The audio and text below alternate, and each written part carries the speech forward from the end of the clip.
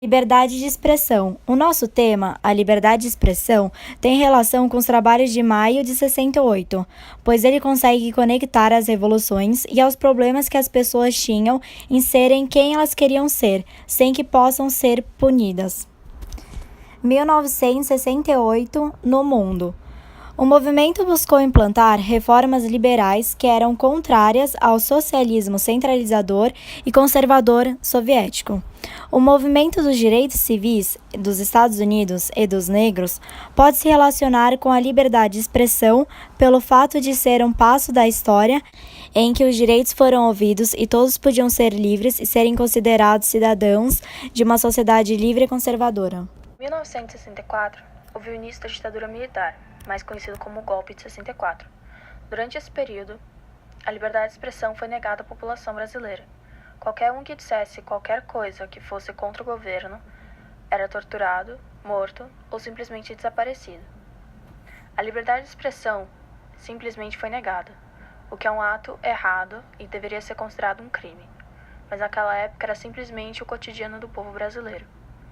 Até que houveram as diretas já, depois do fim do golpe, e tudo voltou, de uma certa forma, a melhorar. O movimento de contestação.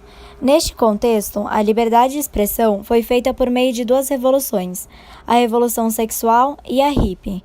Essas revoluções foram a consequência do movimento de contestação, o momento em que o povo se revoltou com o que acontecia na época e começou a contestar os seus direitos.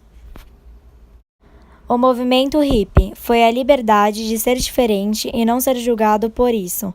Foi um momento livre para ser feliz e ser quem você queria ser, sem pensar nas consequências e nas guerras que ocorriam o tempo todo. O movimento sexual foi o momento em que as mulheres se revoltaram com o machismo e a falta de liberdade de se expressar em relação aos seus direitos e em relação ao sexo e como deveria ser respeitado.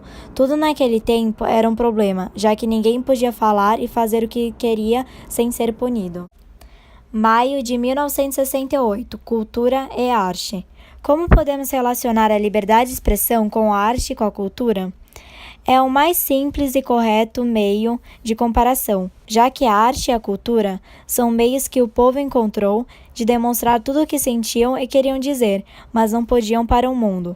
Há vários meios em que a arte se expressa, pelas pinturas, pela música, pela dança, por livros, esculturas, entre outros. E tudo isso junto se torna um meio cultural.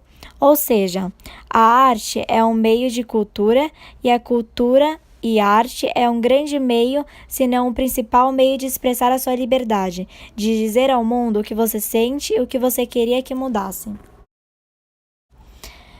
A luta pela justiça e pela liberdade, maio de 1968. É algo que se tornou muito comum e muito importante com o passar dos anos. O mundo precisava mudar, as pessoas precisavam entender que não deveria haver diferença em relação a cor, religião e classe social. A justiça deveria ser igualitária. E a liberdade concedida, esse processo adentra a liberdade de expressão, já que a luta por esse tema foi a forma que o povo, na época, encontrou para que o mundo pudesse mudar em relação a tudo. A mudança no ensino do Brasil foi uma grande importância, já que sem uma boa educação, como o povo saberia o que é liberdade e como ele saberia como usá-la? Quanto melhor a educação, mais direitos e entendimento de liberdade, mais luta pelo que é certo, mais pessoas correndo atrás dos seus sonhos, mais pessoas utilizando o meio de ensino com liberdade de expressão. Teologia da libertação e neopentecostalismo. Dentro desse tema, o nosso aborda em todos os aspectos, principalmente pelo fato dele utilizar a palavra libertação, o que está dentro da palavra liberdade. A teologia da libertação seria um processo religioso, e a religião é utilizada como uma liberdade de expressão, se expressar pelo meio da fé e de suas crenças. Os movimentos sociais, agrário, sindical e estudantil. Esse meio, no entanto, não é tão preciso em envolver a liberdade de expressão, já que a agricultura não é necessária disso. Mas os movimentos sociais e estudantis, esses sim, foram algo que é preciso reconhecer como meio de se expressar o que há de errado com o mundo em que vivemos, usando o social, a sociedade, e estudantil, a formação da mente e do aprendizado. O futebol até hoje é considerado um dos maiores esportes que ocorre no mundo todo, tendo dentre eles um dos maiores campeonatos. O esporte no geral já é considerado de grande atração pública, já que aborda qualquer tipo de classe social. Por essa razão, o esporte tem grande questão de liberdade de expressão, já que o povo pode utilizá-lo como uma liberdade, assim como o próprio jogador. Todos podem libertar tudo o que sentem através da arte do esporte, seja ele na competição artística, no futebol, no handebol, no vôlei, todos aqueles que demonstram um esforço físico são considerados um meio de liberdade.